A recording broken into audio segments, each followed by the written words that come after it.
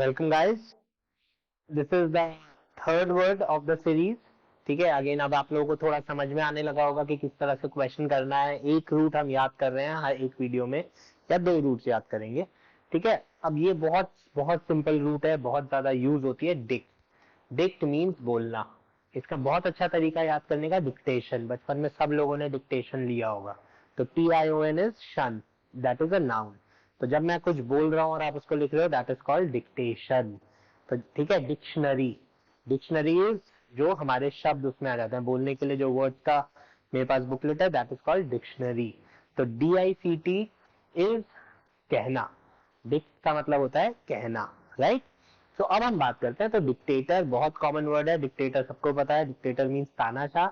उसने जो कह दिया वो ही होना चाहिए। तो जो अपने मन की चलाता है, जो वो बोल देता है उसी को करता है, that kind of a person is called dictator.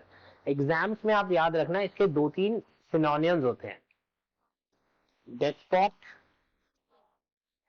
और ये हम लोगों ने पुराने वर्ड्स में पुराने टाइम पे किया है, ऑटोक्रैट। क्रैट का मतलब क्रेसी हम लोगों ने किया है, रूल। क्रैट रूल करने वाला, और ऑटो अपने आप। सो ऑटोक्रैट कहाँ होता है? जहां पे जनता अपना लीडर नहीं चूज कर सकती, जहां पे लीडर एक के बाद एक आता है। ठीक है, अब क्वेश्चन पे आते हैं। तो डिक्ट का मतलब क्या है? कहना। Which of the following word means a formal pronouncement from an authoritative source? अब इसमें दो चीजें हैं जो आप कंफ्यूज कर सकता है। प्रोनाउंस मतलब फॉर्मल आदेश है, फॉर्मल रूल है। अब एक तो डिक्टेटर हो गया, ठीक है। प्रिडिक्ट, प्री का मतलब होता है पहले। तो प्रिडिक्ट का मतलब पहले ही आपने क्या कर दी? भविष्यवाणी कर दी, दैट इज प्रिडिक्ट। तो प्रिडिक्ट तो हो नहीं पाएगा। ठीक है, डिक्शन, स्टेशन वहां से आता है। तो डिक्शन होता है आपका प्रोनाउंसिएशन, आपका बोलने का उच्चारण की तरीका। तो आपका डिक्शन ठीक है, डिक्शन ठीक नहीं है। तो डिक्शन इज के बोलने का तरीका। उस क्वेश्चन का आंसर ये भी नहीं होगा।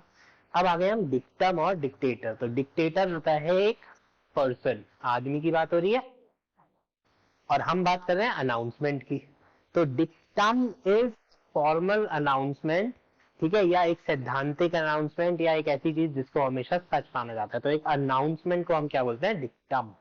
ठीक है, कुछ जगहों पे मैं इसको काइंड ऑफ आकाशवाणी की तरह तो यूज नहीं कर सकता, बट हाँ, तो जब भी एक वो फ्रॉम द किंग आता था, फ्रॉम द गवर्नमेंट कोई रूल आता है, कोई अनाउंसमेंट आता है, तो उसको हम क्या बोल सकते हैं? Dictum. So dictum is something that happens like that. So guys, अगला वर्ड जो है ये अगेन हमने पुराने सेशंस में बहुत बार किया है, ये वर्ड पावर में भी बहुत बार आया है। इस शब्द को बोलते हैं जियो। जियो का क्या मतलब होता है? अर्थ। अब इसको समझने के दो बहुत अच्छे तरीके हैं, यहाँ पे भी दिए हुए हैं, जियोलॉजी और जियोग्राफी। तो इसमें दो अलग से रूट वर्ड्स हैं, वापस हम पुराने वर्ड चैप्टर्स में कर रखे हैं। तो जितने लोगों ने यही वाला वीडियो देख रहे हैं, आप जब प्लेलिस्ट में जाएंगे तो टेक्निकली हम एक बुक बना रहे हैं, वर्ड पावर मेड इजी की। हम उसको समझाने की कोशिश कर रहे हैं। तो अभी तक हम उसके सेशंस कर रहे थे जो बुक ने पढ़ाया है।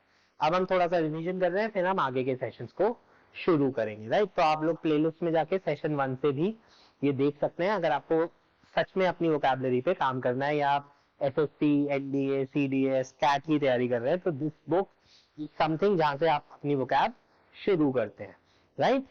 अब हम आते हैं जियो पे। जियो का मतलब है अर्थ, भूमि। पहले क्वेश्चन पढ़ लेते हैं। Which of the following word means the study of the physical features of the earth? Physical features of the earth की स्टडी को क्या बोलते हैं, राइट। अब यहाँ पे कहीं एक जगह प्रॉब्लम आएगी, बट पहली बात करते हैं। अब चारों में जियो है, तो चारों बात कर रहे हैं जियो की, अर्थ की। ठीक है, सबसे पहले में वापस मीटर आ गया। अभी पिछले वीडियो में हम बात करी थी मीटर, पुराने सेशन में हमने बात की है ऑप्टीमेट्रिस। मीटर मतलब नापना। तो जियोमेट्री हम सब लोगों ने पहले ही पढ़ी हुई है। ठीक है, जियोमेट्री का मतलब क्या होता है? अर्थ को नापना, नापने के तरीके, एरिया निकालना, पैरामीटर निकालना एंड ऑल दैट। तो जियोमेट्री तो हो नहीं सकता, because geometry is measurement of the earth और मेजरमेंट ऑफ थिंग्स। अब ये दो रूट वर्ड बहुत इंपॉर्टेंट हो जाते हैं। वापस जब आप डॉक्टर्स वाला सेशन देखेंगे तो हमने ग्राफी और लॉजी वर्ड्स किए होंगे। हमारे इस सीरीज फर्स्ट सेशन में भी हमने इन दोनों रूट वर्ड्स की बात की है। तो ग्राफ का अगर मैं एक आसान भाषा में बात करूं, तो ग्राफ का मतलब होता है किसी भी चीज की कॉपी करना। ठीक है, जैसे मैंने जियोग्राफी बोला, तो अर्थ आई, अर्थ का मैंने मैप बना दिया, दैट इज कॉल्ड जियोग्राफी। बचपन में हम ग्राफ्स करते थे, तो हमारे को एक्स और वाई एक्सिस के पॉइंट्स देते थे, तो हमको ग्राफ पे ड्रॉ करने होते थे, तो दैट वाज कॉल्ड ज्योग्राफी ने ग्राफ। तो ज्योग्राफी इज अर्थ को कॉपी मार दिया, फोटोग्राफी इज फोटो को, लाइट को आपने कागज पे जब बना दिया तो दैट इज कॉल्ड फोटोग्राफी, ठीक है, फोटोग्राफी, ठीक है। तो जियोमेट्री एंड जियोग्राफी, तो जियोग्राफी हो गया मैथ्स, ये हो गया अर्थ को नापना, लॉजी इज पढ़ाई, लॉजी का क्या मतलब होता है, पढ़ाई। तो जियोलॉजी, ठीक है, तो जियोलॉजी का मतलब क्या हो गया, स्टडी। अब लॉजी यहाँ लिखा है और क्वेश्चन में स्टडी है, तो अगर क्वेश्चन में स्टडी है तो बहुत ज्यादा चांसेस है कि आंसर में लॉजी होगा। तो मेरे को दोनों रूट वर्ड मिल गए, स्टडी का रूट वर्ड होता है लॉजी और अर्थ का रूट वर्ड होता है जियो।